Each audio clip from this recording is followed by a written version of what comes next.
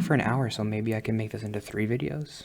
So if that's the case, then this third video will start with this. Hey, welcome back to the third video. The other part is the masculinity and the femininity. The woman thing is interesting. I mean, this dichotomy, this gender thing is interesting because I think women, it's hard to generalize, but I'll do it because she did it in the book. On the whole, women need to be more okay just like telling people to get away from me, and not caring about what other people think. I think as a man, it's okay for me to have more compassion and to kind of like err on the side of compassion. And for a woman, like, you're taught your whole life, like, you need to do what everybody tells you all the time. It's like, oh, it's okay for women to just be like, as you get older, just be like, no, I'm not gonna please everybody, like, just get away from me. Like, if someone comes up to you in the street and like, hey, I want to talk to you, just like, get away from me. It's fine. That's a good thing.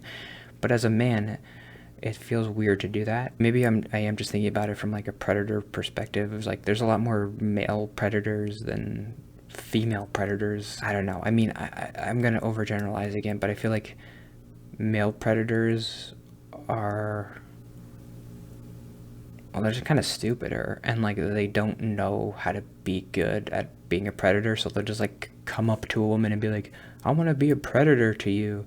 And the woman needs to be okay saying like, get away from me. I do think on the whole, like, as a man, I just reading through the female section of the book is just like, it's okay.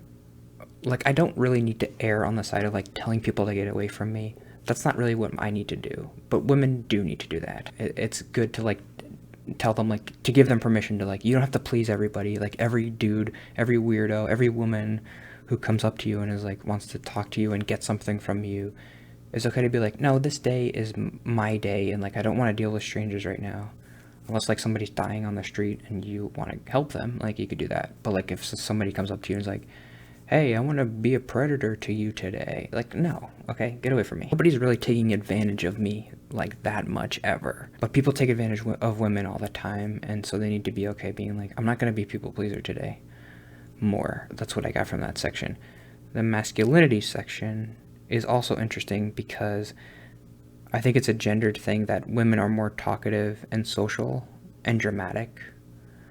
Like, that's more accepted for women to be like more talkative, I feel like, and dramatic, and just be like, oh, my emotions. But if I express any uncertainty, it is seen as feminine, which is seen as bad because I'm a man. I'm not supposed to be feminine. I'm supposed to be certain and make decisions, and I'm gonna be the rock, and we're gonna, strong, or whatever. And I'm not supposed to ever ask for help, really. That's seen as like masculine. That's what the part of the book was about. Like, this is your gender role, this is what you're supposed to be, and so to please other people, you need to be that thing. And I'm like, what if I don't want to be that thing? If I don't want to be that thing, that's me pleasing myself. If I want to be uncertain, if I want to be weird, if I want to be feminine, that's me pleasing myself, and that's what I should be doing. If I start acting like the rock and like, oh, I'm so strong and I know what I'm supposed to do and I gotta be the man, that's me pleasing other people by fitting into their gendered roles of who I think they think I should be. And I guess I wrote down talkative, social, and dramatic because those are 3 things that sometimes I want to be, like, emotional, but I feel like if I act that way, I'll be rejected by other people. I won't make them happy. I won't be pleasing them. Oh yeah, and also another big part of the masculinity thing is crying. Showing any emotion, but specifically crying, is the reason why I have social anxiety. I know that. When I was younger, I cried, like, a lot.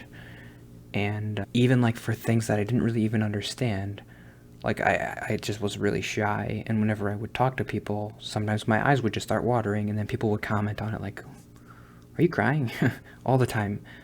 Everybody would always ask me like, are you crying? Are you crying? And so to guard against that, like, I just stopped talking, because it's hard to cry when you're not talking. Once you start talking, like, people can hear your voice shaking, and you kind of work yourself up a little bit or something. But when you stop talking, you can kind of shut down and be like, stop the connection. Like, okay, you're not gonna affect me. I'm not gonna affect you. There's no connection happening here, so I can't cry because there's no emotion happening between us. So that's another, that's a note that came up reading the masculinity part, because obviously, as a guy, you can never cry, ever.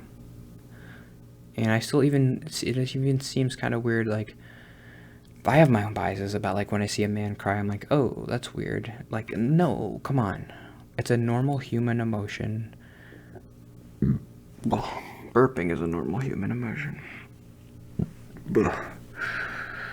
Okay, like, if a man cries, like, every time you talk to him, it's a bit much, but, like, I guess I understand that. And it's good to just be like, okay, I think what I have tried to do, like, as I got older, is like, and I think this is a fine thing to do, is like, when you're in public, if you don't want to cry, that's fine. But when you get home and you're by yourself, let it go. I think it's okay to, like, hold that in for, like, you don't have to be crying in public all the time. Like, you don't want to show emotion in public, that's fine. Like, you don't want to yell at people in public. You don't want to be angry in public. You don't want to be too euphoric in public. You don't want to show, like, those emotions in public. That's fine. I don't want to do that. That's weird. It's just weird to me. I think that's fine. So yeah, that part of the book says, like, you kind of, as a man, you kind of stick to safe topics. The thing that I always stick to is sports, especially, like, with my dad. We just talk about sports because there's kind of, like, no emotion tied. I can kind of talk about sports without any emotion and just be like, oh yeah, Jacob deGrom's really good. Did you see that game yesterday? Oh yeah. Did you see the 5th inning? Yeah, it was a really good hit. There's no risk there of doing anything that's not masculine and being like, my emotions.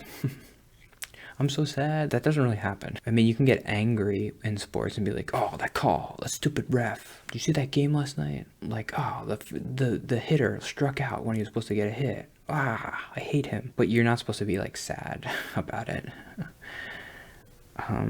When sometimes that is an emotion that you feel when you watch sports. Like, oh, they broke my heart. The Mets, they were supposed to win the World Series and they lost.